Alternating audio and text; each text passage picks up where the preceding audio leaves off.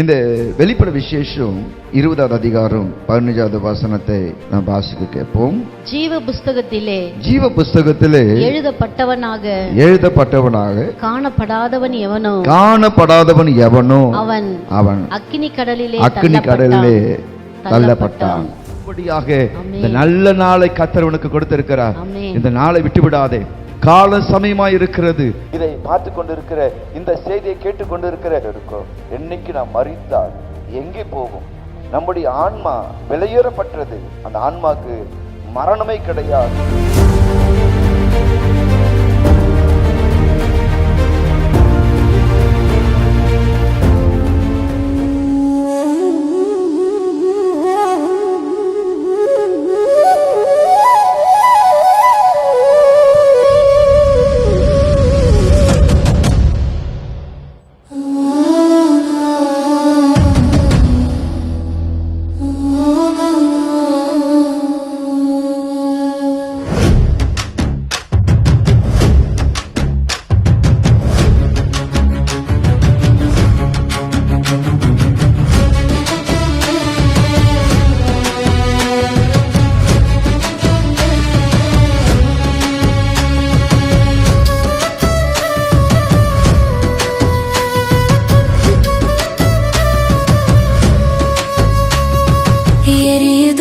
அக்கினி கந்தக கடலே, அங்கே துடிக்குது பார் பாவம் செய்த உடலே. அங்கே எரியுது பார் அக்கினி கந்தக கடலே, அங்கே துடிக்குது பார் பாவம் செய்த உடலே.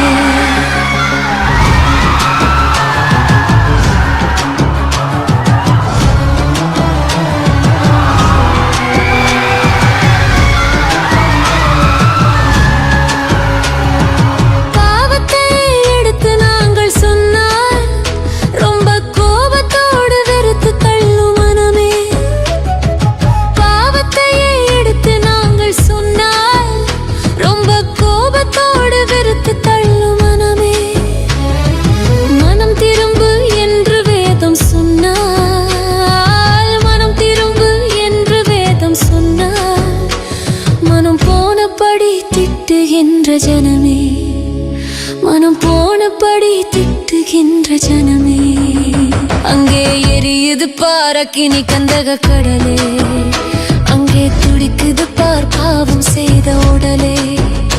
அங்கே எரியுது பார் அக்கினி கந்தக கடலே, அங்கே துடிக்குது பார் பாவம் செய்த உடலே.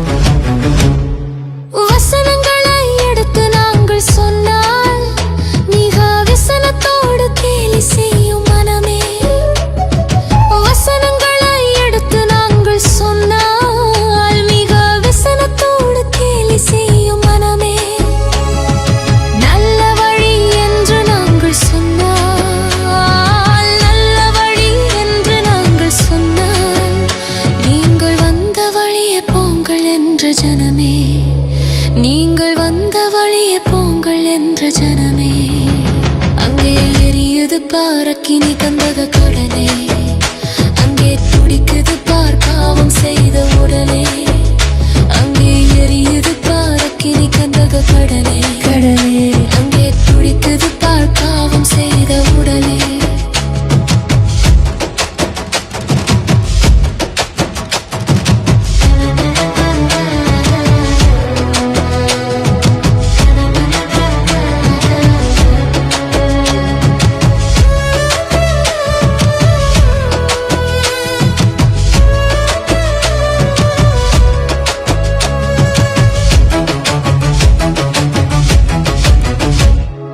நித்தியம்தான் உண்டு என்று நாங்கள் சொன்னால் அது நிச்சயமாயில்லை என்ற மனமே.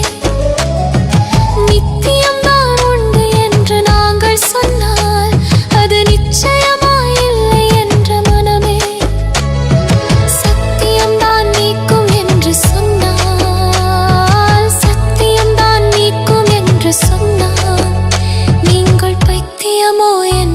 உரைக்கும் ஜனமே, நீங்கள் பைத்தியமோ என்று உரைக்கும் ஜனமே.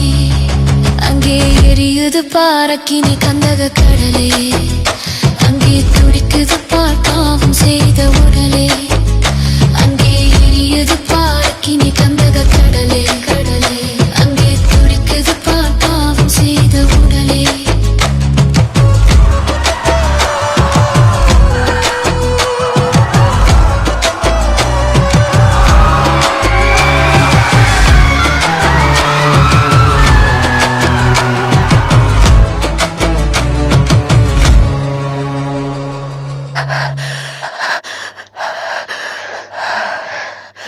நான் இன்னும் சாகலையா? உயிரோட தான் இருக்கனா? பிரியமான தேவஜனமே, இன்னும் எத்தனை நாட்கள் பெயருக்காக கிறிஸ்தவ வாழ்க்கையை வாழப் போகிறீர்கள்? இன்றைக்கு பாவம் செய்யலாம், நாளை மனம் திரும்பலாம் என்று மனக்கணக்கு போட வேண்டாம். நடுராத்திரியிலே நாசியில் சுவாசம் நின்று போனால் உங்கள் ஆத்துமா எங்கே போகும்? சிந்தித்து பாருங்கள். நாளை நமதல்ல, நரகமும் நமக்கானது அல்ல. இதுவரை உலக போக்கிலே வாழ்ந்திருக்கலாம்.